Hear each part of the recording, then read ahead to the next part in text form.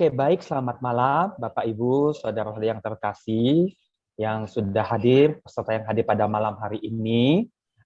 Ada yang sebagai orang tua, sebagai rohaniawan, sebagai guru di sekolah, guru sekolah minggu. Kita bersyukur kita bisa sama-sama belajar pada malam hari ini dengan satu tema besar ya tentang pendidikan. Ya, bagaimana kita bisa mendidik dengan keteladanan dan dengan kasih.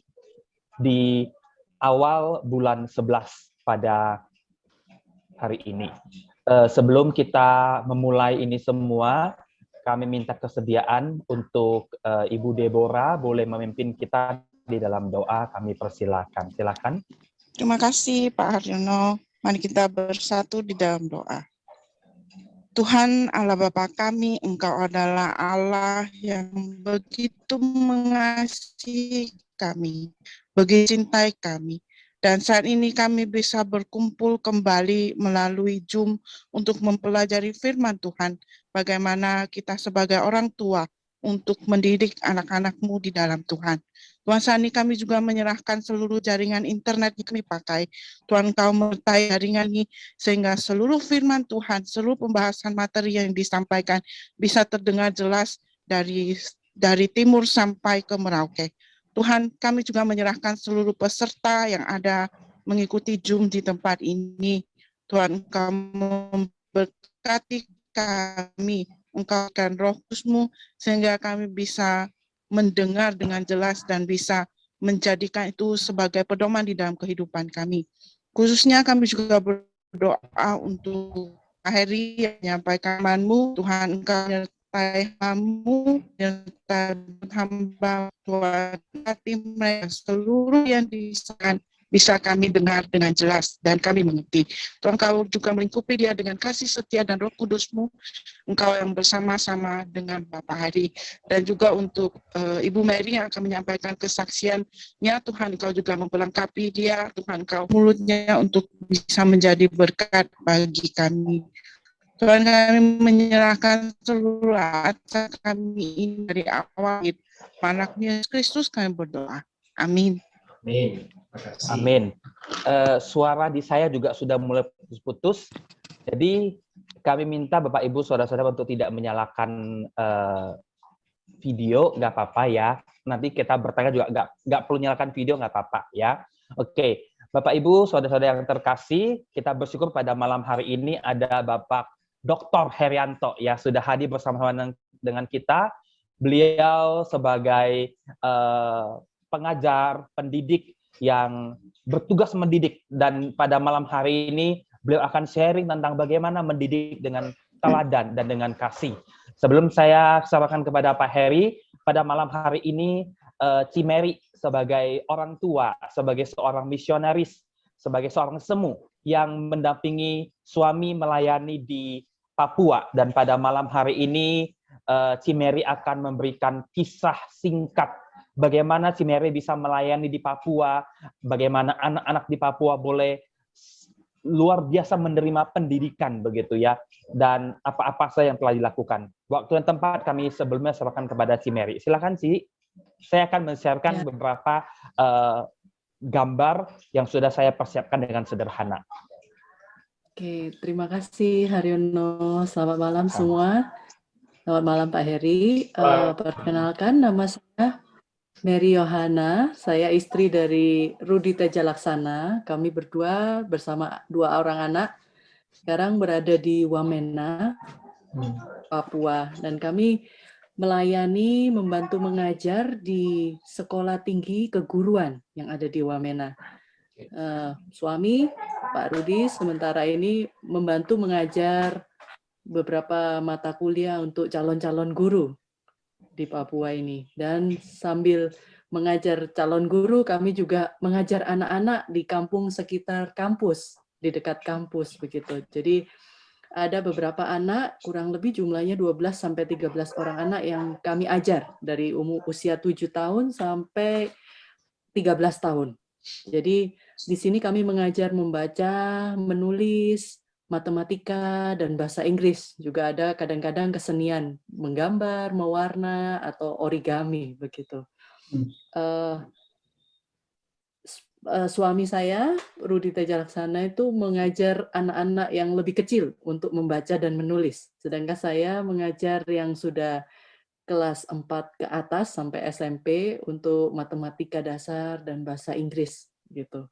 Saat ini kami sedang mempersiapkan anak-anak yang lebih besar dari kelas 5 sampai kelas SMP kelas 2 itu untuk mengikuti lomba computational thinking minggu depan. Jadi kami mohon dukungan doanya untuk mereka ini. Ini pertama kali mereka mengikuti lomba computational thinking, juga baru beberapa minggu ini mereka mengerti apa itu computational thinking, belajar soal-soalnya. Nah, ini ya mereka awalnya tidak percaya diri. Tapi ketika kita berlatih, ya mereka mulai suka. Ternyata computational thinking itu menyenangkan belajarnya begitu. Jadi minggu depan mereka akan mengikuti lomba. Ya, sekian dari kami. Terima kasih untuk waktu dan kesempatannya. Oke, baik, Cimeri, thank you buat kesempatan bisa sharing, berbagi bagaimana pelayanan mengajar di Papua. Baik, selanjutnya waktu dan tempat kami persilakan kepada Bapak Herianto untuk boleh sharing materi. Kami persilakan. Oke. Ini sudah kelihatan ya Bapak Ibu? Sudah. Baik. Ya, selamat malam Bapak Ibu. Senang sekali saya bisa bergabung. Ini kali pertama bisa bergabung dengan Growth with Christ Ministry. Dan terima kasih untuk Pak Haryono sudah boleh mengundang saya. Nah, saudara-saudara, hari ini salam kenal dari saya. Saya Herianto, sekarang mengajar di STT Bandung sejak 2013. Gitu. Jadi kalau ke Bandung, silahkan hadir dan mampir ke STT Bandung. Dulu tempatnya Pak Haryono dan beberapa teman kayaknya itu yang studi di sini, termasuk Bu Desi di sana ada. Ya, educated by example and love. Ya, saya ambil dari 2 Timotius pasal yang ketiga, ayat yang ke-10 sampai 4 ayat yang ke-5, tapi saya hanya baca 2 ayat saja. Ya. 2 Timotius pasal yang ketiga ayat yang ke-10 dan pasal 4 ayat yang ke-5. Demikian firman Tuhan. Tetapi engkau telah mengikuti ajaranku, cara hidupku, pendirianku, imanku, kesabaranku, kasihku, dan ketekunanku. Ayat yang pasal yang keempat, ayat yang kelima. Tetapi kuasailah dirimu dalam segala hal, sabarlah menderita, lakukanlah pekerjaan pemberita Injil, dan tunaikanlah tugas pelayananmu. Sampai di sini apakah suara saya kedengaran dengan baik? Kedengaran, Pak. Oke, Kedengaran. baik. Nah, Bapak Ibu, saya bersyukur hari ini kita berbicara sejenak dari segala hal yang kita sama-sama pikirkan, lakukan hari ini terkait dengan education. Saudara-saudara, pendidikan tidak bisa lepas dari kehidupan manusia, siapapun dia. Dan saya sangat bersyukur hari ini didahului dengan sebuah realitas kehidupan bahwa bahkan teman-teman kita, anak-anak kita di Papua yang jauh dari kita, akses pendidikannya begitu jauh, begitu, mereka juga membutuhkan pendidikan dan mereka happy dengan pendidikan, mereka sangat menikmati pendidikan. Well, saya ingin membuka ini dengan meminta saudara-saudara untuk sepintas aja, sekilas saja untuk menjawab beberapa hal ini. Ya, kita akan fokus pada hakikat pendidikan itu apa sih, tujuan pendidikan nasional itu apa, pilar pendidikan itu seperti apa, lalu prinsip educated by examples and love itu seperti apa dari firman Tuhan. Ya, nah baik. Sekarang kita akan bersama-sama, saya meminta komentar dari saudara-saudara, komentar singkat saja. What is education? Apa itu pendidikan? Menurut Anda seperti apa, saudara-saudara? Atau apa itu pendidikan menurut Anda? Boleh. Silakan 1-2 orang. Siapa aja boleh. Pendidikan mengajar dari yang tidak tahu menjadi tahu. Oke. Jadi pendidikan itu mengajar dari yang tidak tahu menjadi tahu. Itu sederhananya. Ada lagi nggak yang lain? Ibu-ibu boleh kok ya. Wah Pak, saya bukan guru. Kita bukan bicara mengenai guru, sekarang kita bicara mengenai konsep kita mengenai pendidikan itu apa. Silakan, tadi Ibu siapa yang mau bersuara tadi? Saya Mary, Pak. Oh ya, Pendidikan Mary. itu hidup, Alright. memberikan harapan juga. Pendidikan itu hidup, jadi menjadi pemicu pengharapan atau memberikan pengharapan. Well, ada lagi yang lain nggak, saudara-saudara? Satu lagi ada ibu-ibu yang sudah menjadi orang tua, silakan, nggak apa-apa. Apa aja jawabannya? Menurut ibu-ibu, education itu apa? Gitu. Dari mempelajari dari tidak tahu menjadi tahu, Right? dan mengubah sikap, juga mengubah perilaku sampai menjadi kebiasaan. Oke, Ibu guru, Bu? Enggak, Pak. Oh, Ibu orang tua ya. Kalau dari guru apakah ada ya, Pak Haryono? Siapa yang jadi guru ya? Di sini ada Ibu Erni Wiati, guru Oke, silakan, dari Bu. Sekolah Matius 2. Silakan, Bu. Silakan, nggak usah, Share, nggak Bu. usah buka. Nggak usah buka kamera, nggak apa-apa. Ya, what is education? Proses, Pak. Proses. Oke, good. Bapak Ibu, saya ingin share basicnya education itu apa ya. Tadi apa yang Bapak Ibu sampaikan itu sebetulnya mencakup unsur-unsurnya, saudara-saudara. Tetapi mari kita melihat konsep dasarnya ya, what is education? Education, saudara-saudara, itu dari kata Yunani sebetulnya, ya, ini yang paling basic, yaitu paidagogeo. Paidagogeo, saudara-saudara, itu dari dua kata, yaitu pais, anak, dan ago, membimbing. Maka secara literal itu berarti membimbing anak. Wah, sekarang saya tanya, kalau gitu Pak, pendidikan itu hanya untuk anak-anak kah? Oh, ini kan sebetulnya dari etimologi katanya, saudara-saudara. Jadi bukan berarti kalau pendidikan itu hanya terbatas untuk anak, bukan. Nah, lalu kalau kita bicara mengenai kata Latinnya, itu ada ducare, berarti menuntun, mengarahkan. Nah, biasanya ada kata atau huruf depannya, awalan educare, keluar. Jadi pendidikan berarti kegiatan untuk menuntun keluar. Nah, educare itu kemudian nanti menjadi education dalam bahasa Inggris. Mari kita sebentar saja bicara dan menekankan pendidikan berarti menuntun keluar. Menuntun keluar dari apa? Menuntun keluar dari keterbatasan manusia. Siapakah manusia? Bisa anak-anak, bisa orang tua. Maka saya setuju juga dengan beberapa tokoh pendidikan yang mengatakan bahwa pendidikan itu sebetulnya atau sejatinya berlangsung seumur hidup. Artinya apa? Saya dan saudara boleh menjadi guru, bisa menjadi guru, tetapi tidak pernah juga bisa lepas dari murid atau sebagai murid. Karena sepanjang hidup kita belajar kepada begitu banyak orang. Ya, termasuk kita belajar kepada anak saya. Kepada anak saya, saudara-saudara, anak-anak ketika anak saya punya 2 anak, ya, ketika belum sekolah atau masih playgroup, waktu itu saya ngajarkan mereka bahasa Inggris, ngajarkan anak saya bahasa Inggris. Tetapi sekarang anak saya sudah mau ke university, ya, saya akhirnya belajar bahasa Inggris dari dia. Oleh karena apa? Bahasa Inggrisnya bagus, gitu, dan lebih bagus dari saya, gitu loh. Kira-kira tuh gitu. Apakah saya gengsi? Nggak perlu gengsi, gitu. Kira-kira tuh begitu. Well, hal-hal pokok education itu atau hal-hal pokok pendidikan itu apa sih? Ini sekarang kita berbicara mengenai pendidikan dalam konteks kemanusiaan loh ya. Tentu kita itu sumber guru atau guru agung kita adalah Allah, betul. Lalu mari kita bicara mengenai hal-hal pokok pendidikan. Hal-hal pokok pendidikan, saudara-saudara, merupakan usaha dari manusia. Maka ini menjadi sebuah proses yang disengaja caranya, disadari, direncanakan, dievaluasi nantinya, lalu kemudian ada peningkatan apa yang perlu dirubah. Siapakah pelakunya? Pelakunya adalah orang-orang yang merasa bertanggung jawab kepada masa depan anak. Nah, karena ini menjadi orang-orang yang merasa bertanggung jawab pada anak, gitu, tidak boleh pendidikan itu dibatasi hanya pelakunya guru, gitu, di sekolah. Bukan. Kita semua adalah guru, apalagi orang tua. Nanti kita akan bahas ya.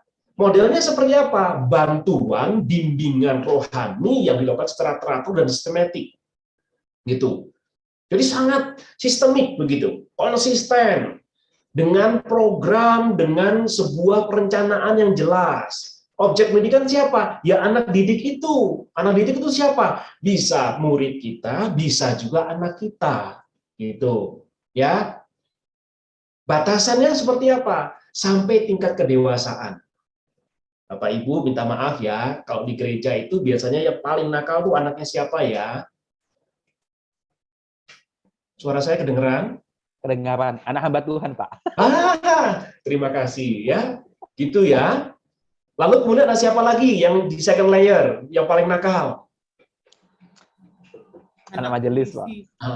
Gitu ya, betul ya Bu ya, Bapak Ibu ya, setuju ya? Setuju, Pak. Setuju.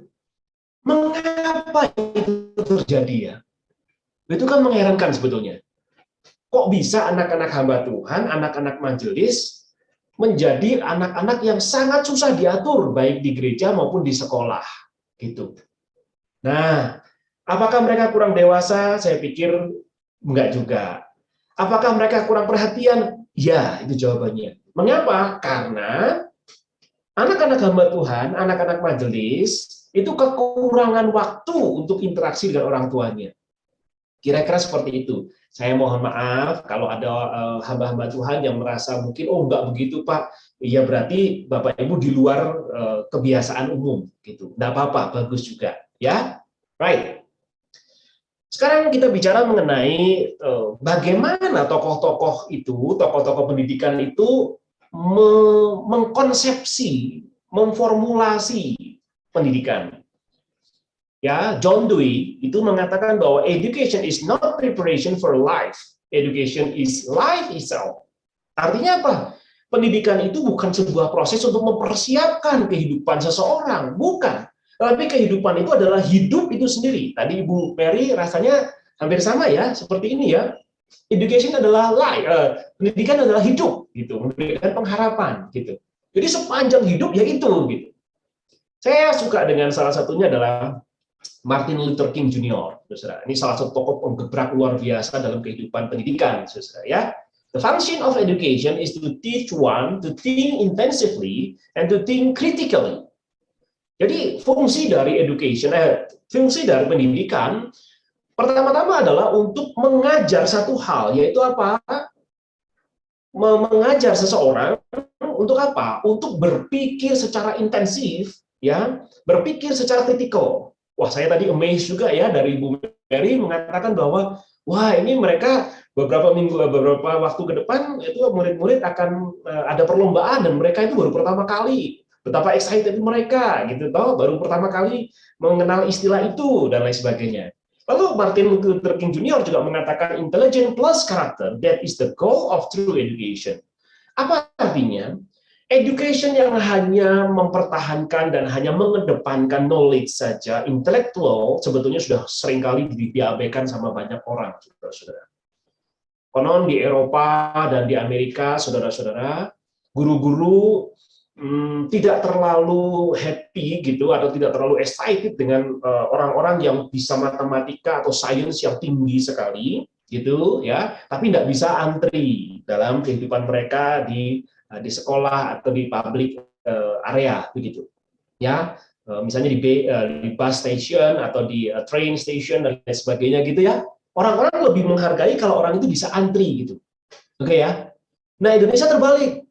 Indonesia sampai hari ini konsepsinya adalah kalau punya anak yang pintar sekali secara intelektual, juara terus, prestasinya bagus, membanggakan sekali. Tetapi secara karakter tidak bisa sama sekali gitu ya. Pemarah, egois, ya nggak bisa antri, maunya dia sendiri yang didominasi dan lain sebagainya gitu ya.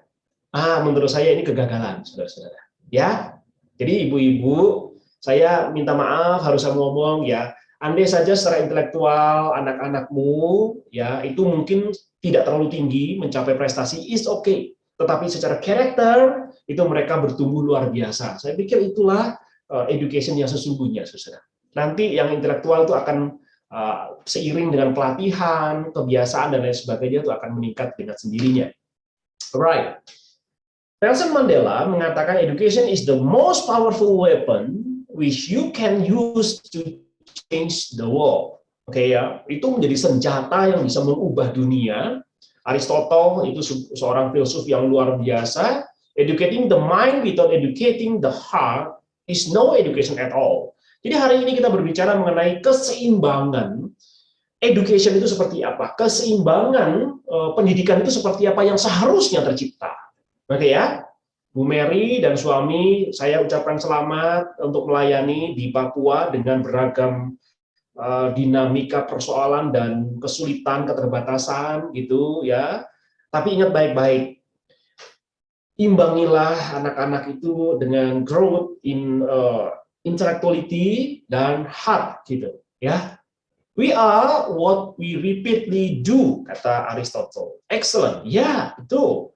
Lalu ini bukan hanya sebuah tindakan saja gitu, tetapi ini menjadi kebiasaan. Maka kebiasaan seperti apakah yang harusnya ada di dalam anak-anak didik kita? Tentu adalah educating the mind and educating the heart gitu.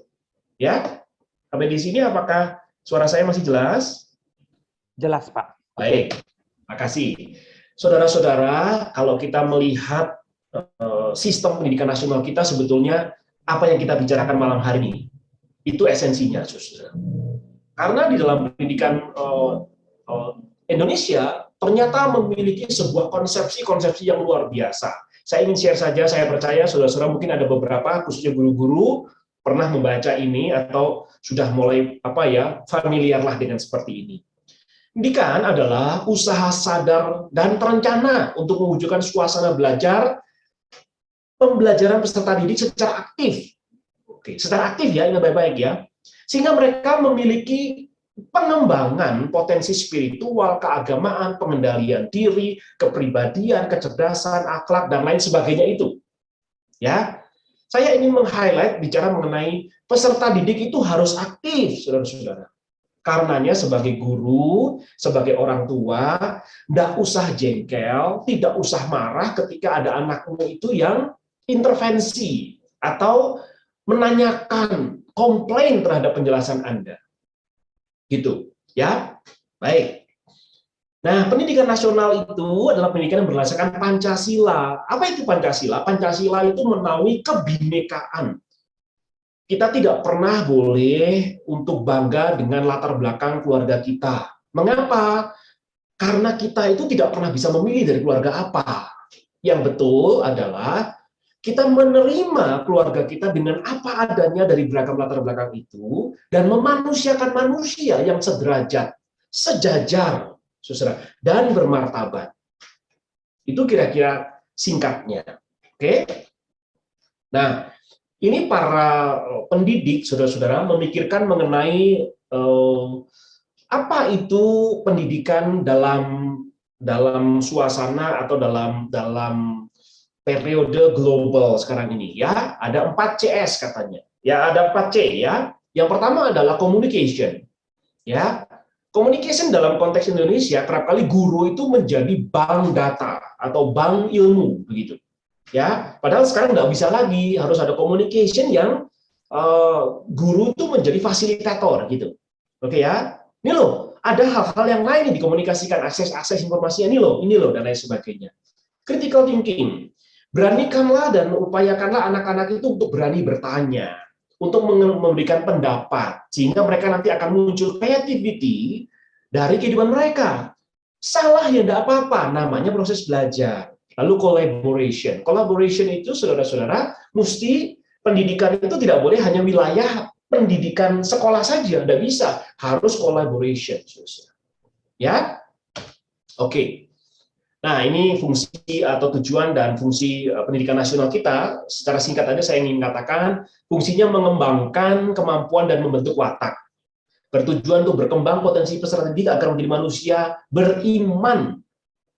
Sebetulnya manusia Indonesia yang seperti ini yang diharapkan itu. Nanti silakan baca ya. Itu. Well, Ini tujuan pendidikan nasional, saudara-saudara. Manusia Indonesia itu harusnya memiliki kriteria ini dalam pendidikan. Bertanggung jawab, demokratis, mandiri, sampai kepada beriman dan bertakwa. Gitu loh. Jadi ada beragam unsur dalam pendidikan yang tidak boleh kita abaikan. Tidak boleh kita tonjolkan satu-satunya itu, tidak boleh. Harus seimbang seperti ini rupa, begitu.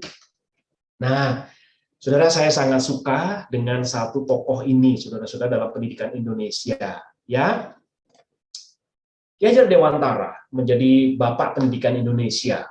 Ya, beliau mengatakan setiap orang menjadi guru, setiap rumah menjadi sekolah.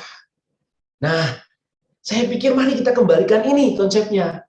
Jangan sampai ibu-ibu atau orang tua itu kemudian oleh karena keterbatasan dalam banyak hal, baik waktu, kemampuan maupun kemauan, begitu ya, kemudian menyerahkan sepenuhnya pendidikan itu kepada sekolah, gitu, dengan berani membayar mahal dan lain sebagainya, dengan harapan ya sudah itu urusan pendidikan, urusan sekolah. Rasanya itu harus dibuang konsep itu. Mengapa?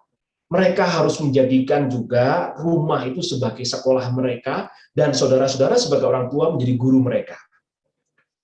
Beberapa waktu lalu, saudara-saudara, saya ditanya sama anak saya yang kelas 1 SMP sekarang, berarti kelas 7 ya.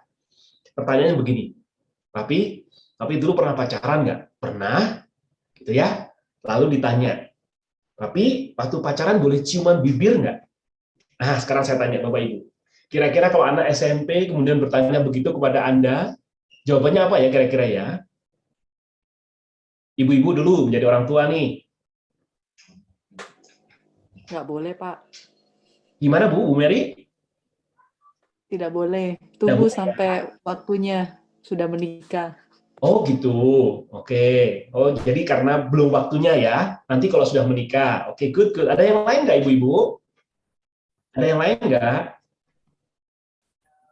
Apa pertanyaannya, Pak? Oh, pertanyaannya begini Bu, bolehkah pada waktu pacaran itu ciuman bibir? Itu anak saya kelas 1 SMP, saudara-saudara yang nanyain itu. Perempuan lagi, coba. Boleh nggak Bu? Kalau saya sih mengajarkan ke anak-anak itu mana saja yang boleh dipegang atau disentuh.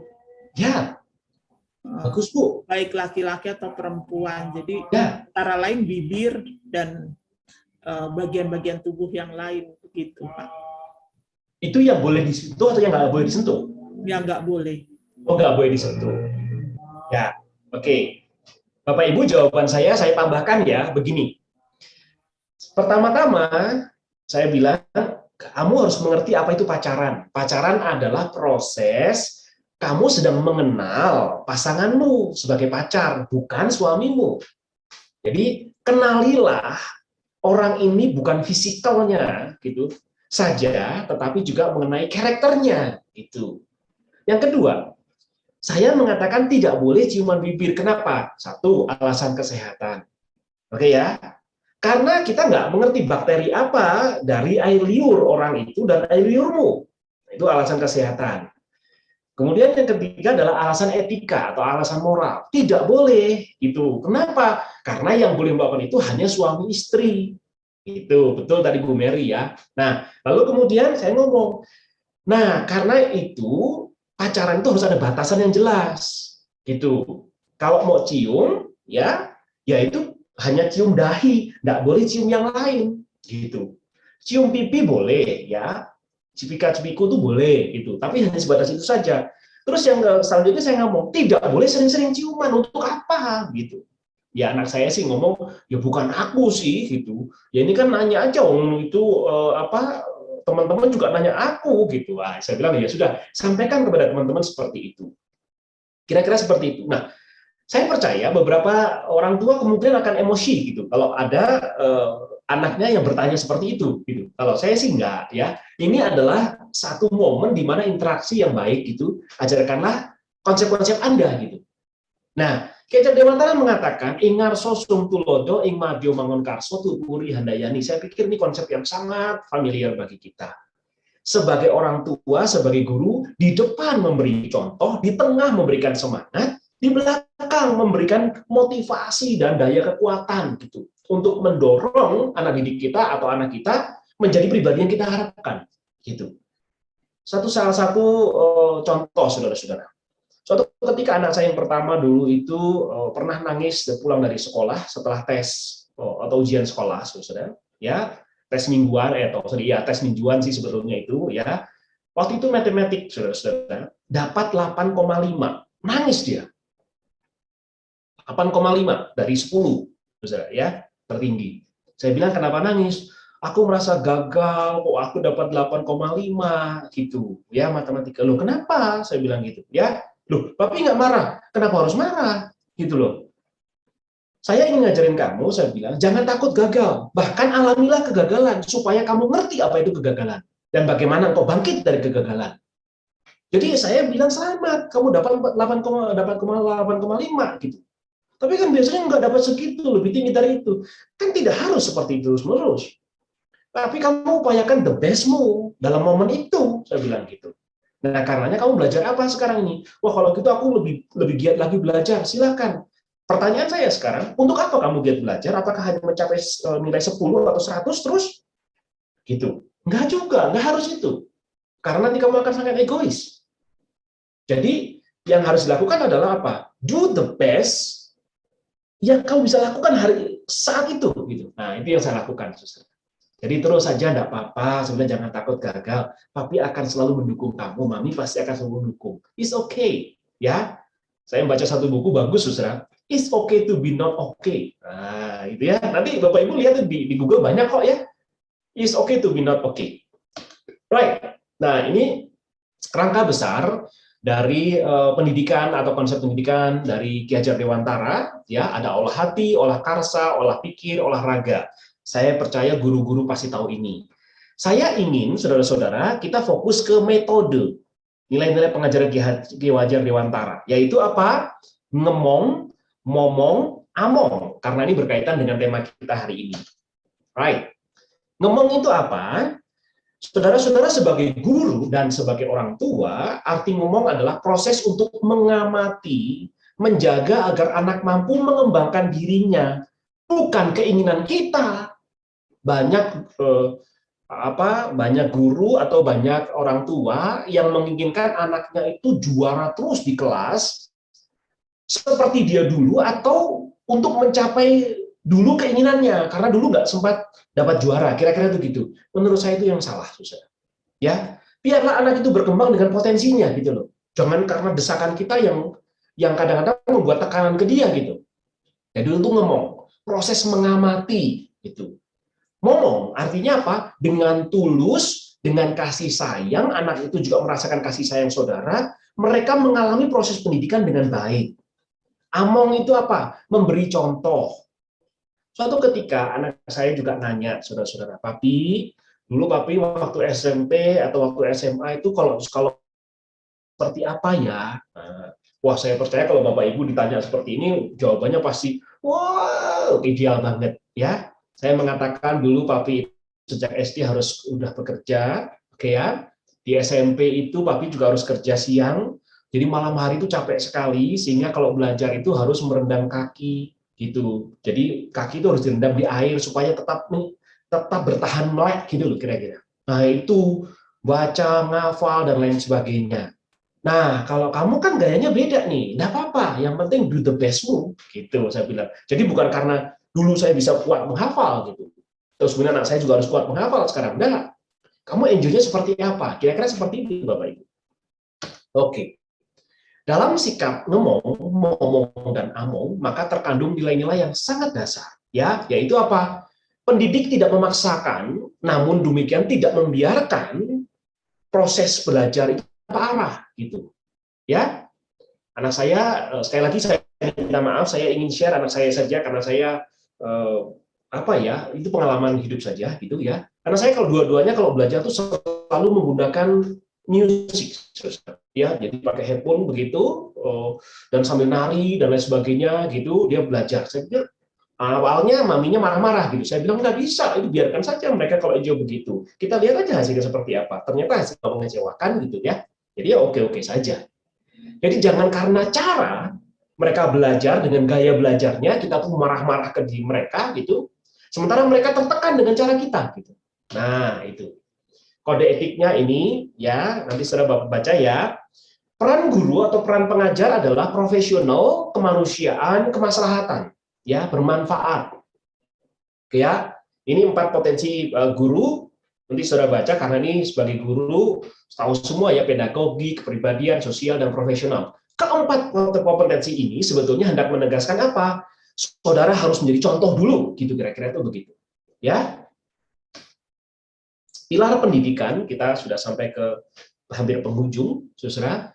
Pilar pendidikan itu seperti ini, saudara. Ada 5 area, ya. Yang pertama adalah pemerintah, tentunya komunitas, mereka bergaul dengan siapa saja, anak didik kita, gitu, atau anak kita, gereja, dan keluarga, sekolah itu. Nah, di sana sekolah itu saya ingin mengatakan sekolah itu jadi pusatnya, saudara. Mengapa? Karena sekolah itu punya sistem, ya, punya program, punya pola, dan anak-anak itu pasti lebih nurut sekolah daripada orang tuanya. Kira-kira itu seperti itu, ya. Sehingga sekolah harus meng-create sebuah pola atau sistem pendidikan yang kolaboratif.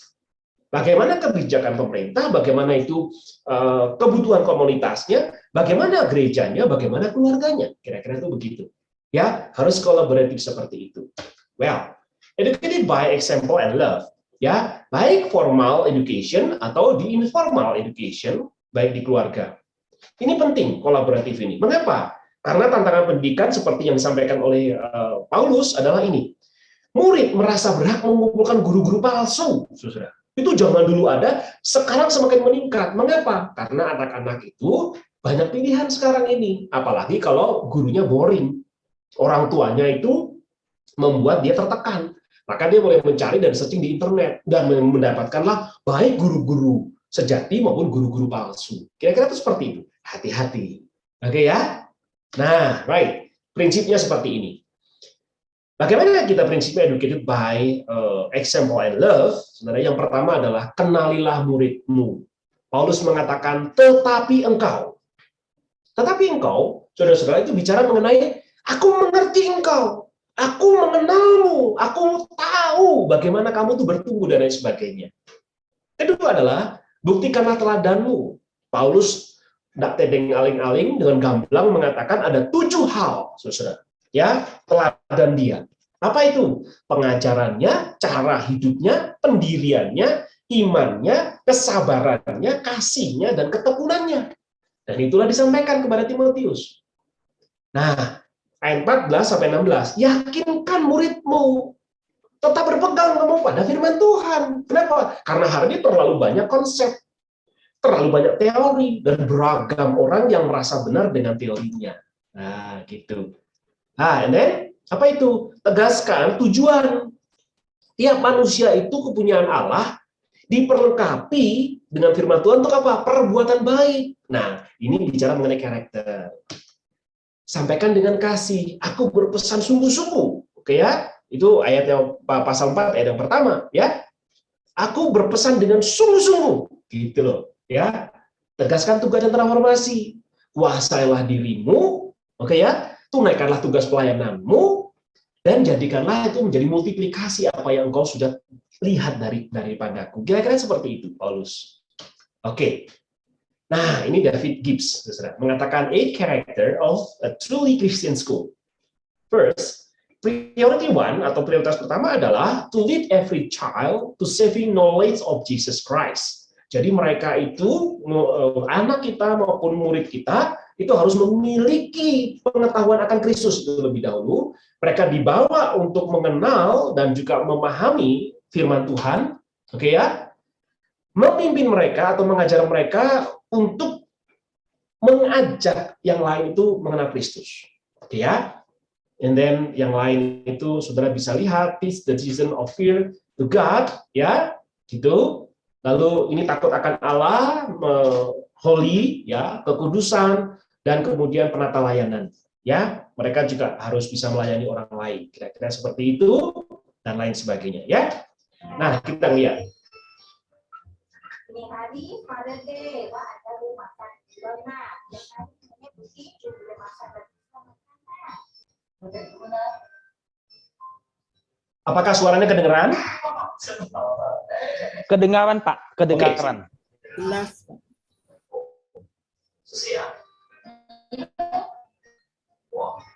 你爸爸怎么会这样拿黑黑的啊？爸，你在那边下棋，上去睡了，下棋而已。好，你看，我每天晚上看到的爸爸都是这个样子的，开灯啦，出这么半天，做点莫名其妙的事情，就这么厉害。这平时没有的教关系啊。 Perhatikan baik-baik, 现 saudara. 在不是一样，那是另外的吧？ Jadi, yang sebagian kehidupan. 我讲故事， 好，你讲吧。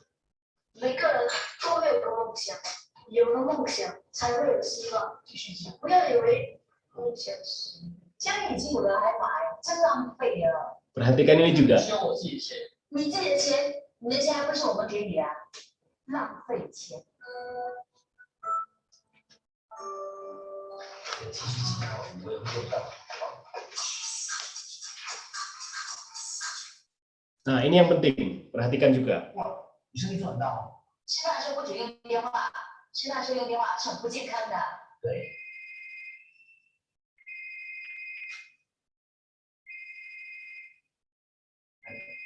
不过好吧，好像又不一样。 对呀、他那个是几十万到几百万的大生意。 喂，你吃不到海南鸡饭？吃不到海南鸡饭，就在那个楼下面隔壁嘛。哎，是，不是楼下隔壁的那两摊，我有都里是好吃。我经常地址给你啊。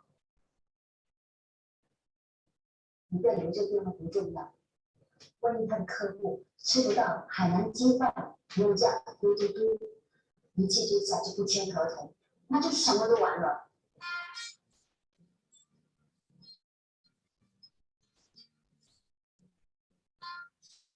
我不知道是什么几十万的大生意，不过找我的人都有重要的事情。要58岁，大酒驾。 那条裙子，那条裙子等了很久了。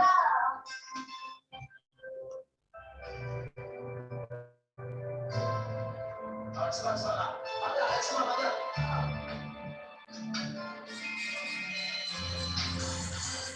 哎呀，是是是。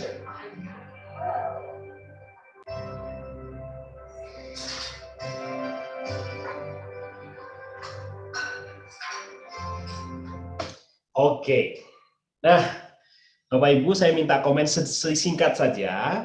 Oke ya. Oh, filmnya, video singkatnya kelihatan dan kedengaran dengan baik ya. Baik, baik. Oke. Oke. Apa saja persoalan pendidikan dalam keluarga? Apa prinsip yang sangat penting dalam pendidikan keluarga dan apa langkah konkretnya? Gitu kira-kira. Silakan siapa saja mau nyampaikan boleh.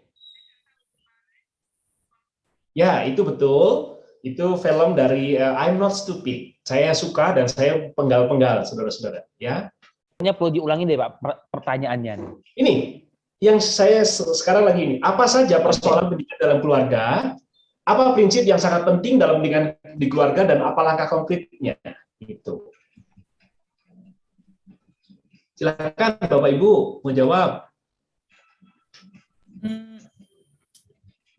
Silakan Bu. Teladan, Pak, kalau menurut Ya, oke, good. Itu Bu poinnya. Jadi kalau Bapak Ibu punya aturan di rumah, waktu makan nggak boleh handphone, ya harusnya Bapak Ibu juga tidak boleh menggunakan handphone, gitu. Kalau di rumah Bapak Ibu mengatakan mesti tepat waktu, ya Bapak Ibu yang harus mengontrol tepat waktu. Kalau Bapak Ibu mengatakan itu harus rapi, tempatkan katakanlah sepatu atau sandal di tempatnya, ya Bapak Ibu yang harus gitu. Cuci piring juga harus begitu, gitu kira-kira seperti itu. Saya share sedikit ya saudara ya. Sampai hari ini saya selalu mencuci piring sendiri saudara, dan itu keputusan saya. Kalau saya selesai makan, saya selalu cuci piring sendiri. Dan saya kasih tahu anak-anak saya karena dua-duanya anak saya perempuan. Oke ya, saya tidak akan membebani kamu, oke ya, untuk mencuci piring saya. Tapi saya ingin kamu contoh. Ayo sama-sama yuk cara mencuci piring seperti apa. Kira-kira seperti itu. Ya, baik. Nanti kita akan lanjutkan lebih jauh pada diskusi ya. Oke. Nah, tanggung jawab orang tua dan guru itu apa? Wujudkan kedewasaan murid berdasarkan teladan. Dan ini kalau kita bicara mengenai Bloom taksonomi, kalau kita pendidikan, saudara ya, ada remember, understand, apply, analyze, evaluate, dan create. Sebetulnya create ini nanti Bu Mary, saya berharap ada banyak orang-orang Papua yang berani create sesuatu, create something gitu to the world, gitu ya. Tidak hanya remember atau recognize and recalling facts, gitu yang sudah menghafal, kira-kira itu begitu. Oke ya? Saya cepetin saja yang ini ya. Nah, ini the learning of pyramid, saudara-saudara. Bagaimana kita tuh mesti belajar harusnya menjadi participatory. Jadi murid itu harus menjadi berpartisipasi aktif gitu. Makanya saya kalau ngajar selalu tanya-tanya tuh, selalu minta komen gitu. Karena ini waktunya terbatas, saya minta maaf sekali ya. Nah, baik. Ini ya. Jadi gaya belajar anak-anak itu Bapak Ibu itu ada 7.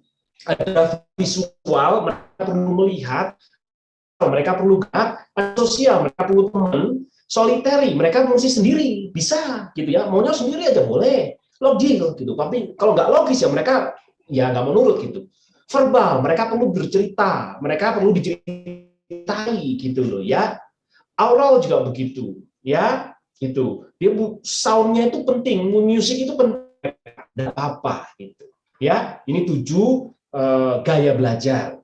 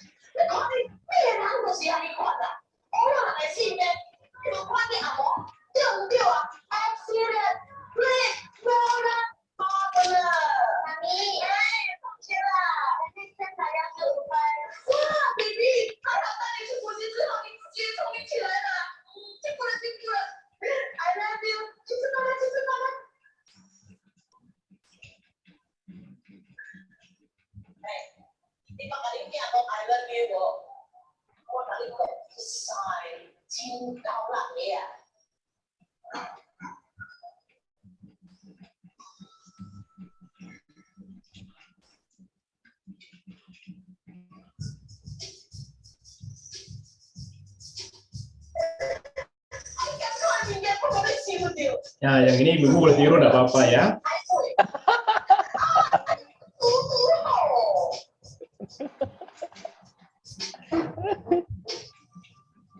Alright. Tantangan pendidikan itu apa sih? Saya mengakhiri sesi ini dengan ini, saudara-saudara. Ketidakpahaman hakikat pendidikan, ketidaksadaran hakikat pendidik. Kita sebagai pendidik kerap kali menjadi bos, ya, pinginnya menjadi pemimpin yang berotoritas begitu sehingga marah-marah. Sebenarnya pendidik bukan itu. Pendidik adalah yang sabar. Bahkan dia itu bahagia ketika anak didiknya itu mungkin tidak bisa diajar oleh orang lain, tetapi bisa diajar oleh Anda, gitu. Jadi kalau Anda menemukan peserta didik atau murid Anda itu yang nakal gitu, dan ketika Anda ajar dia begitu tenang dan bisa menikmati ajaran saudara, itu keberhasilan pendidikan. Itu. Jadi jangan dihindari. Ketidakmampuan mengenali peserta didik, potensinya itu apa? Dia kepinginnya olahraga tapi Anda suruh menghafal gitu. Wah, itu mabuk, saudara-saudara, ya. ketidakmauan kita itu mengalami perubahan cara mendidik. Seperti yang kita dulu pernah alami, ya itulah yang harus kita sampaikan. Saya pikir bukan itu, gitu ya. Kita mesti berubah dengan perkembangan zaman dan perubahan yang dibutuhkan. Itu, saudara-saudara. Oke, haruskah kita mengulangi kegagalan pendidikan yang sudah terjadi puluhan tahun yang lalu? Tidak. Jawabannya adalah didiklah anakmu dengan teladan dan kasih. Itu singkatnya seperti itu. Baik, itu yang bisa saya sampaikan. Kita masuk ke diskusi begitu kalau bisa. Haryono, atau masih ada waktu? Oke. Baik, kita akan masuk ke pertanyaan dan diskusi. Baik, Bapak Ibu, saudara-saudari bisa langsung raise hand dan langsung memberikan pertanyaan kepada Pak Heri. Nah, saya akan bertanya dulu. Pertanyaan saya ini hampir bahkan sama dengan pertanyaan Pak Boston Sinaga. Hampir sama. Perjanjian Lama ketika belajar mengikatkan di dahi, di tangan, kemudian perintah Tuhan itu ditulis di pintu-pintu, kemudian ketika mereka masuk ke mereka dalam doa ataupun hafal segala macam itu dilakukan. Nah, ketika itu masuk ke dalam konsep sekarang, ya dengan metode-metode yang begitu banyak, dengan cara yang begitu banyak, apakah yang dulu itu sudah tidak relevan begitu? Thank you. Sangat relevan, itu jawabannya. Dan itu yang harusnya dilakukan. Why? Ulangan pasal 6, itu kayaknya ulangan pasal 6 ya, ayat 4 sampai ayat yang ke-9, itu bicara mengenai Shema Israel, saudara-saudara. Hai Israel, dengarkanlah. Nah, itu bicara mengenai tanggung jawab. Jadi pertama-tama, saudara-saudara, untuk mengajar itu adalah tanggung jawab orang tua. Oke ya? Apa yang diajarkan, kontennya adalah firman Tuhan. Artinya apa? Orang tua itu berarti mengerti firman Tuhan itu lebih dulu. Dari mana? Dari imam-imam tentunya. Nah, baru mereka juga mengajarkan kepada anak-anak. Dan tugas pertama, itu atau tugas utama orang tua adalah mengajari anak-anak dalam perjanjian lama. Lalu kemudian perjanjian lama itu bergeser kepada sejarah-sejarah perkembangan. Ketika mereka dibuang, oke, saudara-saudara, orang tua banyak yang tidak lagi berbahasa Ibrani, tidak lagi bisa berbahasa atau membaca Ibrani. Karenanya, saudara, muncullah apa yang disebut dengan sinagoge-sinagoge. Nah, jadi di perjanjian lama, saudara-saudara, para imam atau nabi itu memiliki peran sangat penting dalam pendidikan karena mereka itu menyampaikan apa yang Tuhan ingin sampaikan kepada umatnya, lalu umatnya itu adalah para orang tua itu. Orang tua kemudian mengajarkan kepada anak-anak, dan ketika orang tua tidak mampu berbahasa Ibrani, mereka kemudian menyekolahkan anak-anak ke sinagoge. Dan itu berkembang sampai ke dalam perjanjian baru, sehingga ada sinagoge-sinagoge. Del, apakah relevan? Relevan sekali. Karenanya, saudara-saudara, education itu harusnya ada peran utama juga orang tua untuk mengajarkan bagaimana anak-anak itu bisa hidup mandiri. Nah, itu utamanya. Mengenai teknologi, mengenai knowledge atau intelektual, mungkin saja Bapak Ibu terbatas oleh karena memang Bapak Ibu banyak juga kegiatan yang lain, bukan karena tidak mampu secara intelektual. Nah, secara intelektual mereka di sekolah diajarkan. Karenanya ada kolaborasi antara sekolah dan orang tua, gitu. Kebetulan kalau di keluarga saya, anak saya, saudara-saudara, itu sekolahnya itu selalu memberikan input, memberikan komunikasi, ada communication book gitu. Ya, ini harus diajarkan ini dan lain sebagainya, lalu di follow up di rumah. Kira-kira seperti itu sih. Jadi sangat relevan dengan simbol-simbol, dengan rutinitas religiusnya, kemudian saudara membunyikan polanya sendiri. Kira-kira seperti yang relevan, ya. Bukan berarti harus kemudian mengikatkan ke dahi dan sebagainya. Itu bukan letter seperti itu. Poinnya adalah Anda harus memiliki simbol-simbol education dalam keluarga Anda. Itu poinnya.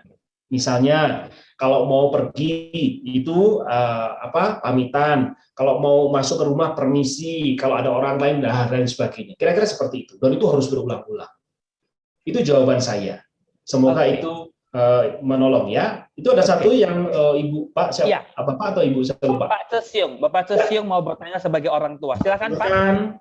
Ya, malam Pak Herinto. Selamat malam Pak. Saya cuma mau menyoroti tentang pendidikan formal kita. Ya. masalahnya sama. Kalau di sekolah ataupun sekarang online pun jadilah ya kan. Dalam mata pelajaran satu hari misalnya ada 4 mata pelajaran. Ada 4 guru yang mengajar. Nah, sementara anak kan cuma satu nih yang harus terima semua. Nah, itu kan tentu sesuatu ya kalau kita bilang tentu bisa kesulitan. Ya. Nah, sementara kalau guru yang ngajar kan dia cuma satu guru ya ngajar satu mata pelajaran ya itu. Ya. Sementara satu anak harus menguasai semua mata pelajaran yang dipelajari. Ya. Itu sistem yang saya nggak tahu apakah ada solusi enggak. Gitu. Oke. Kedua masalahnya gini. Tadi kalau Bapak bilang, anak-anak ini belajar apa yang mereka sukai saja. Mereka kuasai saja. Pendidikan formal, mungkin kita orang tua maunya seperti itu, tapi kan secara sistem pendidikan kan tidak memungkinkan karena ada pendidikan. Nanti tiba-tiba mau naik kelas juga ada ketentuan untuk naik kelasnya, ada nilai-nilai yang bisa kelas. Nah itu tentu bertentangan dong ya kan dengan realisme yang kita harapkan kan gitu. Dan kenyataan tidak bisa seperti itu. Baik. Nah itu harusnya mana Pak? Baik. Pak Cisiung, saya minta maaf itu tadi agak putus-putus, tapi saya mendengar poinnya atau melihat poinnya. Yang pertama adalah bagaimana sistem pendidikan di Indonesia itu satu anak diajar 4 guru, kira-kira harus menguasai semua. Itu kan dia poinnya kan Pak? Ya, nah, oke. Lalu ini jawaban saya. Yang pertama, saudara-saudara, konsep dan sistem pendidikan Indonesia belum ideal dan saya juga mengusulkan harusnya dirubah. Saya bersyukur dengan menteri yang baru ini sebetulnya sudah merdeka belajar loh, saudara-saudara. Anak itu berhak untuk menentukan pilihannya sebetulnya. Itu sana sebetulnya. Tetapi maafkan saya, pola pendidikan lama itu masih kuat mengakar dalam konsep dan pikiran orang-orang lama gitu. Dalam arti pemikiran yang masih lama gitu, bukan hanya orang-orang tua gitu ya, tapi orang lama. Anak-anak muda juga banyak pikirannya lama gitu. Saya pribadi, saudara-saudara, menurut saya begini Pak, yang paling konkretnya adalah di sekolah itu kan kita ada nilai kecukupan minimum ya Pak, betul nggak Pak? Betul ya Pak? Betul ya. Nah, kalau begitu begini, ajar saja ke anak-anak Pak, gini sajalah sudah, pelajaran-pelajaran yang kamu nggak sukai gitu, kamu yang penting pas gitu, nilai kecukupan minimumnya itu lewati. Tapi pelajaran-pelajaran yang kamu sangat sukai gitu, tingkatkan sampai semaksimal mungkin. Itu alternatif yang saya berikan, ya. Iya, Pak. Jadi seperti itu Pak. Jadi maksud saya itu gini, anak-anak nggak stres gitu loh Pak. Tapi mereka mencapai standar minimumnya itu. Mengapa? Guru-guru di sekolah juga bingung Pak, karena guru-guru itu banyak juga kok ya yang kepinginnya itu seperti di Finlandia atau di Amerika atau di Eropa gitu. Di Eropa dan di Amerika dan Finlandia, anak-anak itu cuman boleh belajar tuh 3 mata pelajaran, saudara-saudara. Lalu waktu ujian hanya 1 mata pelajaran yang mereka pilih. Gitu kira-kira. Di Indonesia enggak. Zaman saya itu kalau nggak salah masih 16 mata pelajaran, seingat saya itu. Ya kan? Betul nggak Pak Cesiu? Itu kita seumuran ya kalau nggak salah ya. Ya. Kira-kira begitu toh. Dan itu menghafal sampai mati gitu loh kira-kira. 1 malam itu rasanya begitu aja. Gitu. Enggak, hasilnya tuh juga nggak betul-betul amat kok. Saya dulu minta maaf saudara ya. Saya tuh hafal P4 itu sampai titik koma. Saya hafal itu pembukaan undang-undang itu kalau saya tuh di upacara, setiap kali upacara saya itu tanpa teks, saya hafal. Saya ngajar kelas saya itu sejak SD, kelas 6 itu saya sudah ngajar karena guru-guru banyak yang nggak hadir, jadi saya mengajar. Sekarang saya banyak lupanya, itu kan susah saudara ya. Jadi maksud saya begini Pak Cesiung, saya sangat setuju bahwa sistem pendidikan nasional kita belum ideal. Guru-guru juga tidak punya daya karena juga ditekan oleh tekanan-tekanan standar dan target. Tetapi kita sebagai orang tua ajarkanlah kepada anak-anak, ya, capailah nilai kecukupan minimum itu. Selesai, Setelah itu yang lainnya itu bisa growing. Ya, itu sih Pak. Ya. Makasih Pak. Sama-sama. Oke. Yang penting happy ya, itu Bu Saria tadi itu. Thank you Bu, sudah apa menyampaikan penekanannya. Jadi anak-anak itu harus happy belajar, bukan tertekan belajar. Gitu, ya. Masih adakah ada yang mau tanya lagi Pak Haryono? Pengen bertanya juga begini. Kalau tadi dari Pak Sesyong mengatakan kalau memang sistem yang belum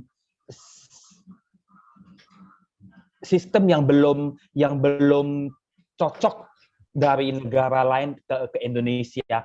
Tapi di satu sisi orang tua juga sebenarnya punya satu konsep yang sangat gimana ya? Pokoknya pelajaran di sekolah itu matematika, fisika, kimia itu semua harus bagus supaya kamu bisa dapat kerja, bisa kuliah di tempat yang bergengsi. Dan kuliah pun harus kuliah di kampus negeri, bla bla bla. Dan itu jadi anak-anak semenjak kecil semakin sudah menjadi patokan saya harus bisa di mafia, harus bisa di sini. Dan sekarang jam sekarang saya harus bisa Mandarin, saya harus nilai tinggi. Jadi itu sudah menjadi bahkan orang tua di usia 30 sudah menjadi apalagi yang masih memakai cara-cara metode dulu, itu sudah menjadi, ya pokoknya anak tuh harus beginilah. Lama-lama anaknya stres gitu. Matematika saya jelek, matematika saya 50, 60 di bawah. Ya, jadinya akibatnya anak pun jadi stres. Ya. Tidak ada merdeka belajar, nggak ada. Padahal anak-anak, seorang koki nggak perlu nilai matematika bagus. Seorang penjahit nggak perlu untuk nilai kimia. Jadi kan beda dengan passionnya juga mungkin belum nggak keluar begitu. Baik. Kalau begitu gimana Pak? Ya, begini. Saudara-saudara, Bapak Ibu perlu sadar dan sangat menyadari hari ini bahwa ada fakta, silakan googling saudara-saudara, itu judulnya begini. Why student grade A work for grade C? Oke ya? Mengapa anak-anak siswa yang dulunya tuh berprestasi juara 1, 2, 3 itu kerja kepada anak-anak yang justru di bawah 10 gitu loh, belasan rankingnya gitu. Mengapa? Gitu. Nah, lalu kemudian saya tuh, maaf saudara-saudara ya, dari kelas 1 SD itu sampai SMA tuh selalu juara 1, bahkan sampai ke S1, S2, S3 gitu tuh ya berprestasi terus gitu. Tapi saya ingin katakan kepada Anda, betapa stresnya saya gitu.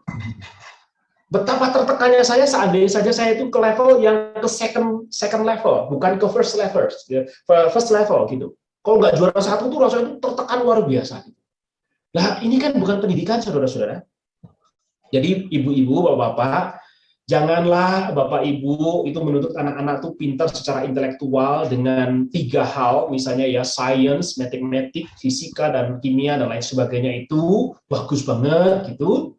Sementara ketika ada anak, katakanlah ada anak putra, tiba-tiba senang masak, kau bilang, kamu ini gimana sih, kok aku senangnya kok yang putri, pekerjaan putri, dan lain sebagainya. Nggak usah begitu, susah. Kalau emang dia suka itu, ya silakan aja. Banyak master chef kan, sekarang tuh aneh, saudara-saudara. Ya, master chef itu biasanya laki-laki malahan, yang bagus, ya kan ya. Dokter anak, loh, itu malah laki-laki yang bagus. Bahkan dokter kandungan, loh, itu laki-laki yang bagus, loh, gitu loh. Jadi Bapak Ibu, please ya, mulai kita tuh mengubah paradigma gitu. Ya. Pilihkanlah anak-anak, bebaskanlah maksud saya anak-anak itu untuk memilih apa yang dia sukai dengan optimal. Kalau mereka itu suka olahraga, ya optimal olahraga. Kalau mereka suka di musik, ya di musik, begitu loh. Nggak ada namanya, itu tingkatan yang lebih tinggi gitu. Mengapa? Kalau saudara-saudara membaca, ya sebetulnya smart atau kepinteran itu, kepandaian itu saudara bukan hanya intelektual, saudara ya. Jadi ada kepandaian itu ada 9 atau minimal 8 lah gitu kepandaian, saudara ya. Jadi kalau kita lihat di education itu, Howard Gardner itu pernah mengatakan itu gitu loh, saudara ya. Silakan aja saudara searching ya. Ada 9 kecerdasan gitu. Atau Bapak Ibu cek aja deh di googling ya, kecerdasan majemuk gitu. Itu banyak. Ada kecerdasan global, ada kinestetik, ya kan, ada intelektual, ada yang alam, ada yang secara dia hubungan sosial dan lain sebagainya, banyak sekali saudara. Gitu. Jadi, ayo kita kenali anak-anak kita itu sebetulnya maunya di mana dan dia tuh enjoy di mana gitu. Nah itu didorong. kecukupan minimal yang lain-lain tadi itu ya kita berikan kecukupan minimal saja gitu. Itu usul saya. Kalau mau ya sekolahkan ke luar negeri. Saya potong sedikit. Jadi tugas untuk menemukan smart yang majemuk itu pertama kali itu siapa? Orang tua, sekolah, atau siapa yang pertama kali menemukan kemampuan si anak itu? Ya, sebetulnya kalau kita mau bicara siapakah yang bertanggung jawab untuk menemukan itu ada dua. Yang pertama tentu sekolah, karena sekolah itu mengerti anak-anak itu lebih dari orang tua sebetulnya. Saya minta maaf ya, saya harus ngomong seperti itu. Mengapa? Kalau kita tuh on-site, saudara ya, normal, dari jam 7 pagi sampai jam 3 sore, itu di mana anak-anak? Di sekolah bukan? Ya. Nah, betul. lalu pulang-pulang belum tentu orang tua ada gitu. Oke ya.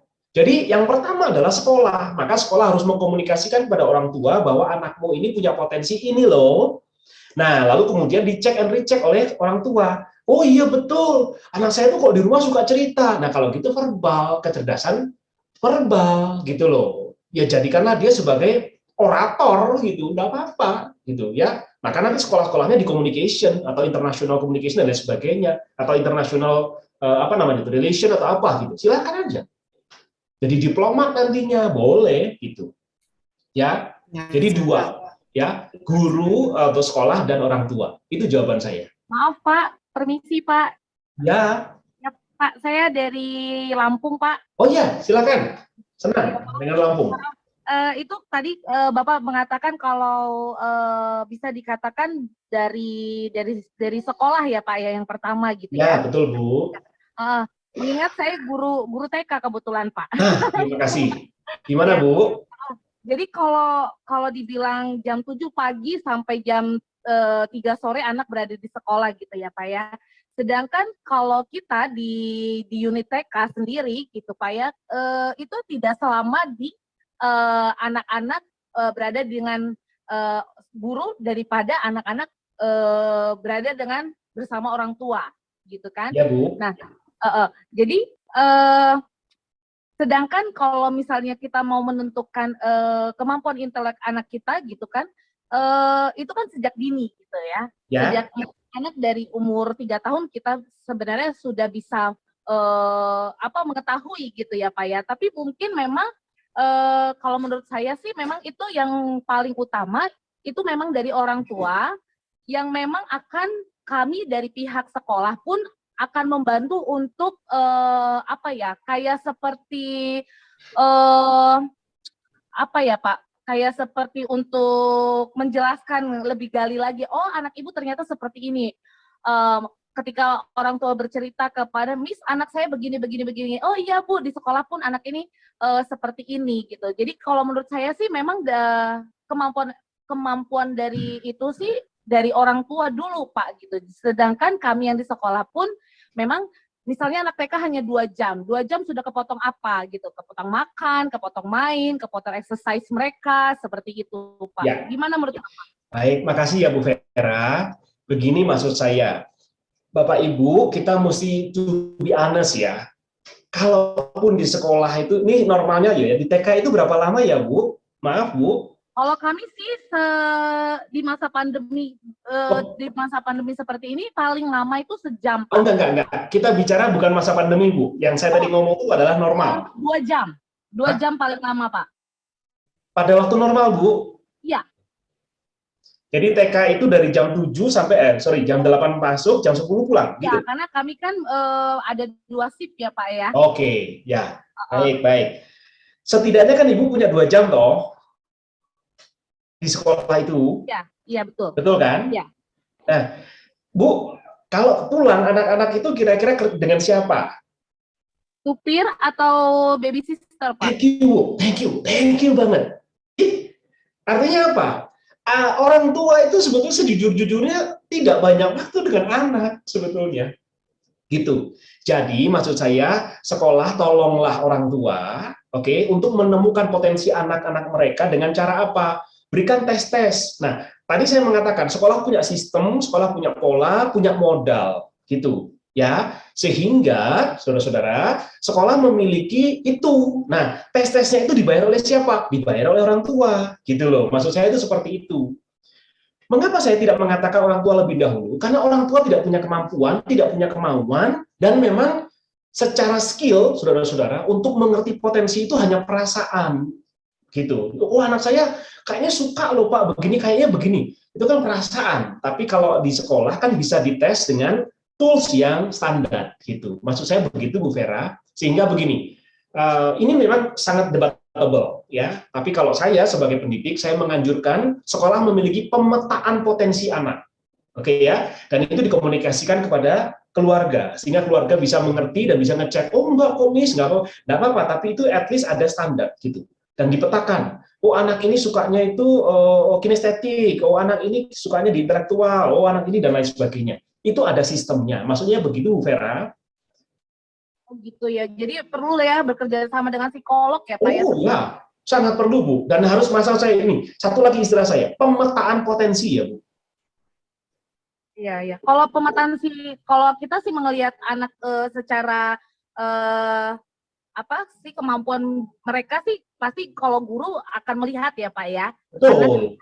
hari itu pasti kita akan bertemu dengan satu kelas itu berapa rombel misalnya gitu Ya, kan. betul. Satu rombel biasanya Ibu di kelas berapa banyak ya Bu?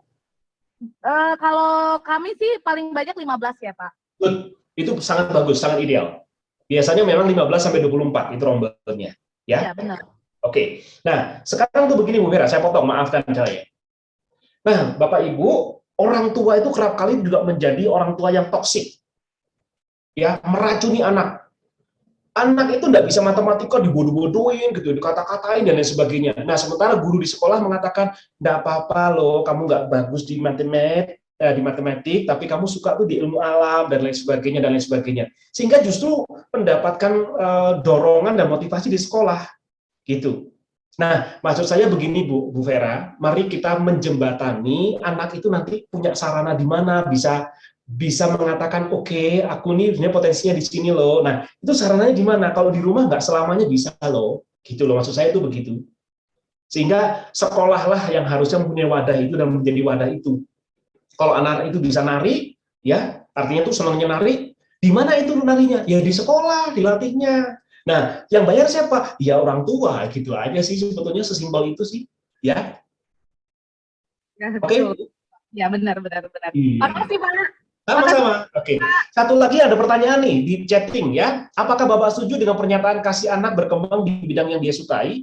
Jangan seperti di sekolah, harus pinter sih semua. Nah, ya kan? Betul kan?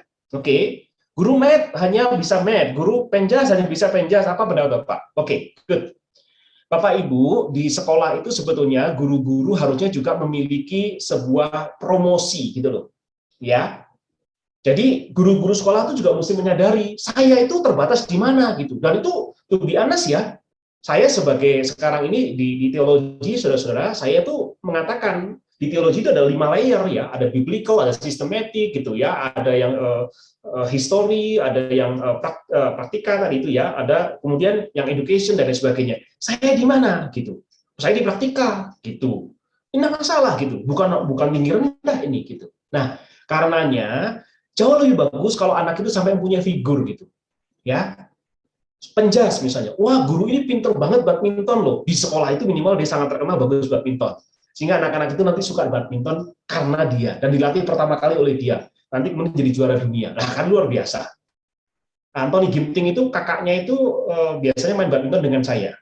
Dan saya tanya, dulu di mana? Ya itu Pak di Penjas, di gurunya tuh kemudian tahu dan kemudian kita orang tua kami itu kemudian menyekolahkan di sekolah badminton di Bandung, gitu kira-kira itu begitu. Nah, saya pikir-pikir begitu sih, saudara-saudara. Jadi guru pun punya keterbatasan, itu harus diakui juga, dan ketika dia punya kemampuan dengan keterbatasan itu, ya itu harus dipromosikan kepada anak-anak. Kamu suka nggak dengan math? Kamu suka dengan Penjas? Kamu suka nggak dengan ini dan lain sebagainya? Jadi guru pun jangan minder dengan posisi bidang studinya, gitu. Maksud saya itu begitu. Itu ya. Tadi siapa yang nanya, Bapak atau Ibu, saya lupa. Oke. Ya, Bapak Ibu, satu pertanyaan terakhir, kita akan ending di jam 9. Satu lagi, pertanyaan terakhir. Ya, persilakan. Bapak Ibu guru yang mau bertanya boleh, orang tua. Pak Sinaga tuh, silakan. Silakan. Ya, malam Pak, mau Malam. bertanya. Ya, Konsep teladan itu Pak, yang dipengaruhi oleh komunikasi sibernetika saat ini Pak. Validitasnya itu sejauh mana? Kalau pengaruhnya terhadap anak-anak, masihkah itu bisa dianggap sebagai teladan yang baik, atau teladan di sibernetika itu kan dia tidak physically seperti orang tuanya langsung atau gurunya langsung, tetapi anak-anak biasanya fanatis dengan itu. Nah, nilai-nilai yang diajarkan belum tentu buruk, tetapi sejauh mana validitasnya itu sebagai teladan menurut tinjauan Bapak gitu. baik. Makasih, Pak. Tadi suara Bapak putus-putus. Yang Bapak maksud apakah teladan di dunia maya gitu maksudnya Pak, atau gimana? Iya, di dunia maya, betul Pak. Betul. Nah, oke, thank you ya, Ya, Pak. Betul, ya, Pak. ya.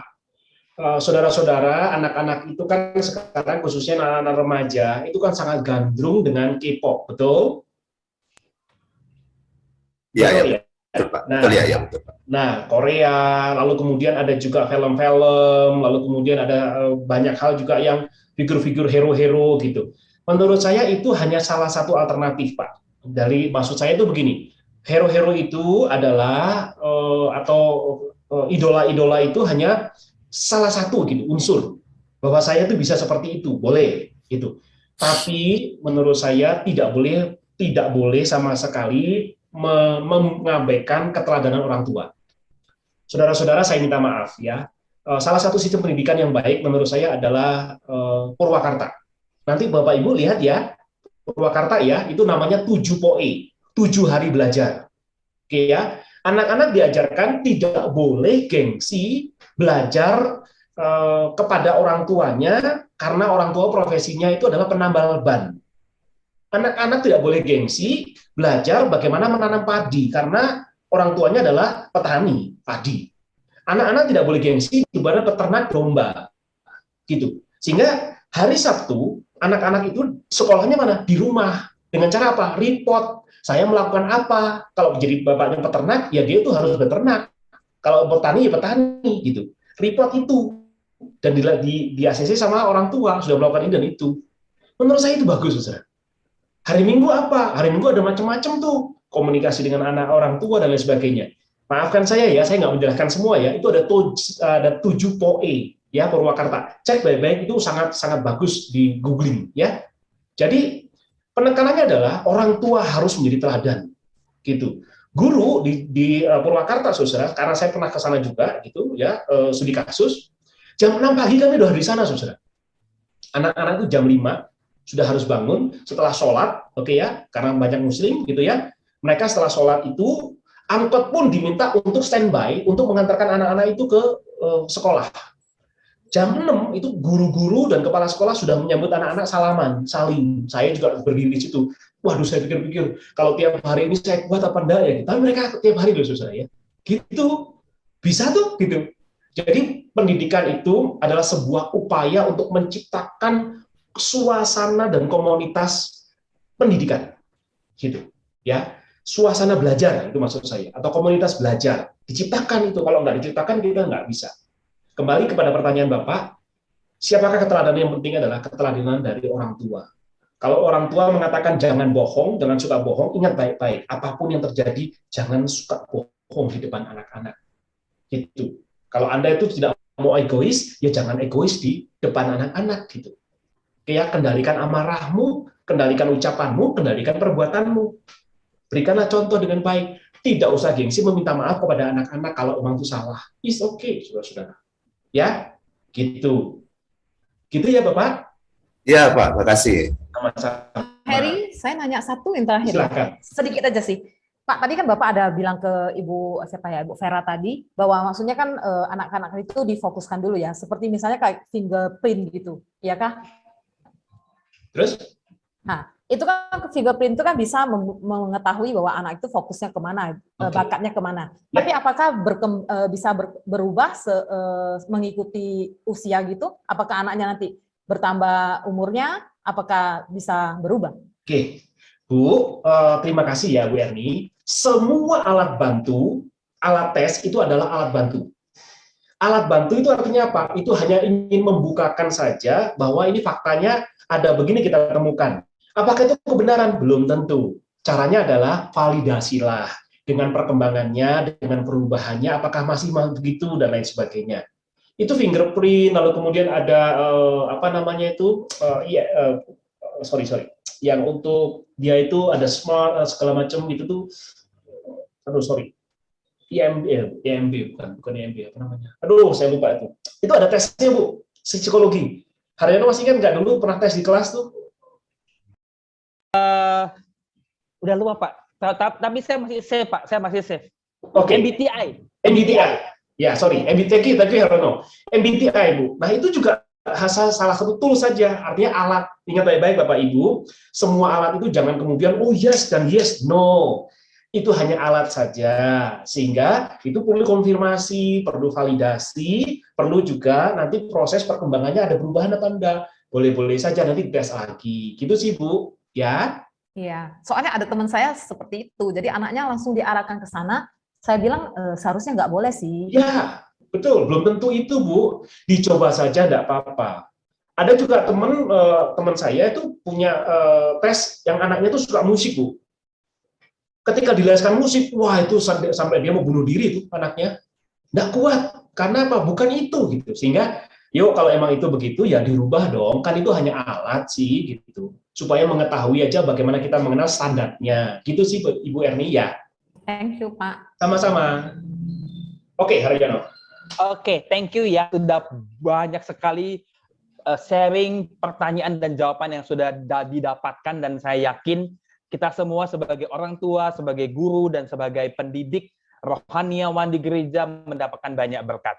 Dan saya teringat satu hal, ketika Perang Dunia Kedua berakhir, Jepang terpaksa menyerah kepada sekutu, lalu Kaisar Hirohito mengumpulkan semua jenderal yang masih hidup dan bertanya, berapakah jumlah guru dan pendidik yang tersisa?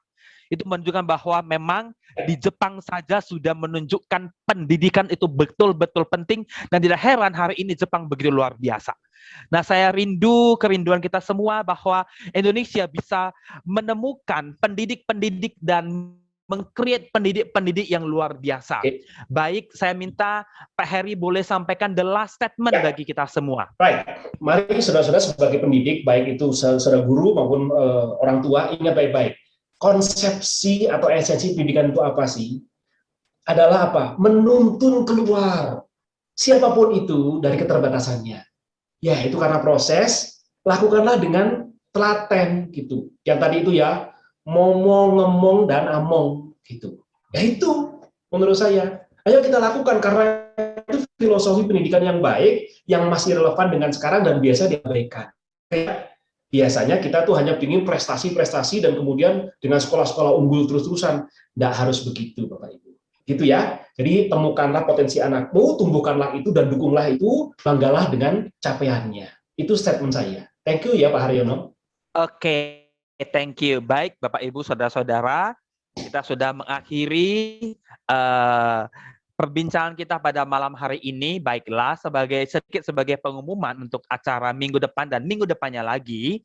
Bapak Ibu, saudara-saudara, kalau hari ini kita akan sudah membahas tentang bagian pendidikan dengan keteladanan dan kasih, maka minggu depan kita akan membahas satu tema, yaitu yang minggu lalu yang nggak jadi, itu saya sendiri yang akan membahas tentang kitab Amos ya, Nabi Penyuara Keadilan Sosial. Kemudian minggu depannya, minggu ketiga, kita akan membahas satu tema, yaitu bagaimana kekristenan dan pemerintah itu respon kedua ini bagaimana. Pendeta Hari Andreas dan juga alumni STT Bandung, ya, beliau adalah seorang pendidik di salah satu sekolah di Pematang Siantar, menyelesaikan master teologi sosial, sosiolog agama di UKSW. Dan terakhir, minggu terakhir, seorang pendeta dari Gereja Protestan Indonesia bagian Barat, Pendeta Boydo Huta Galung. Ini satu hal yang luar biasa. Beliau menyelesaikan Master of Art dari Islamic Studies di Universitas Islam Negeri Sunan Kalijaga. dan sedang menyelesaikan menyelesaikan doktornya, beliau akan menyampaikan satu tema yang luar biasa, itu misi Kristen dan dakwah Islam. Dan saya juga terus menghubungi Gus Romli. Kalau bulan yang lalu kita ada Gus Aan, maka hari ini di kesempatan ini saya akan mencoba, sudah terhubung tapi tinggal cari waktu. Dalam kesempatan ini Gus Romli akan mencoba untuk sharing tentang dakwah Islam dan melihat misi Kristen yang sebenarnya dan sesungguhnya dalam kacamata kenusantaraan, dalam kacamata Islam Nusantara. Baik, itu saja pengumuman kita pada malam hari ini. Sebagai penutup, saya minta untuk penginjil Desi boleh menutup di dalam doa. Kami persilakan. Mari kita bersama-sama berdoa. Bapa di dalam surga, sungguh kami mengucap syukur ya Tuhan untuk malam hari ini. Kami bisa bersama-sama belajar dan belajar lagi untuk memperlengkapi diri kami. Baik kami sebagai guru, sebagai rohaniawan yang mendidik jemaat Tuhan, bahkan guru-guru yang mendidik murid-murid, dan juga setiap kami orang tua mendidik anak. Tuhan, biarlah melalui apa yang sudah kami pelajari malam hari ini, melalui hamba-Mu Bapak Herianto, bisa memperlengkapi setiap kami untuk kami bisa lebih lagi memberikan teladan kami di dalam setiap kehidupan kami, sehingga orang-orang di sekitar kami, orang-orang yang kami bina, yang kami bimbing, bahkan anak-anak kami bisa melihat teladan yang baik sesuai dengan kebenaran firman Tuhan di dalam setiap kehidupan kami. Terima kasih ya Tuhan untuk Pak Heri yang sudah menyampaikan materi malam hari ini dan sudah mengajak kami berdiskusi. Dan biarlah setiap apa yang sudah kami pelajari malam hari ini dan juga apa yang sudah kami diskusikan, semuanya itu memberkati kami, memperlengkapi kami, untuk kami bisa lebih lagi melakukan yang terbaik di dalam kehidupan kami. Tuhan, biarlah kami semakin mengerti apa itu pendidikan, seperti apa yang seharusnya dan sepatutnya kami berikan bagi anak-anak didik kami, bagi anak-anak kami juga ya Tuhan. Tuhan, berkati Pak Heri di dalam setiap pelayanannya, berkati di dalam setiap kehidupan keluarga, dan dimanapun berada biarlah Tuhan memakai menjadi saluran berkat. Setiap orang tua yang hadir juga malam hari ini, bahkan setiap kami para pendidik dan juga para hamba-hamba Tuhan, biarlah setiap kami juga tetap setia melakukan yang terbaik sesuai dengan apa yang sudah kami pelajari malam hari ini ya Tuhan. Terima kasih Bapa.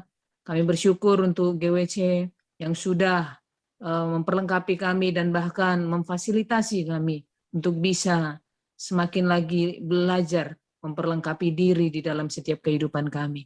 Terima kasih Bapa di surga, biarlah Tuhan pakai GWC menjadi berkat dimanapun berada, baik yang ada di Medan atau yang ada di Jakarta, di pusatnya Tuhan. Biarlah Tuhan juga memakai semua rekan-rekan yang melayani di ministry ini. Terima kasih Bapak, di dalam nama Tuhan Yesus kami berdoa. Amin.